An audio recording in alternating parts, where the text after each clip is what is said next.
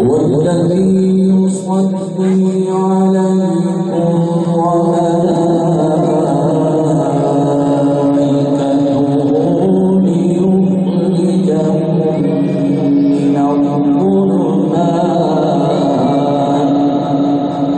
ليخرجكم من الظلمات إلى النور وكان بالمؤمنين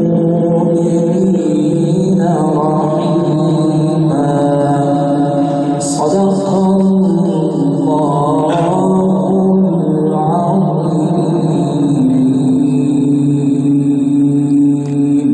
वीडियो के नीचे सब्सक्राइब के बटन पर क्लिक करें, बेल के आइकॉन पर क्लिक कीजिए ताकि हर नई वीडियो की नोटिफिकेशन आपको मिल जाए।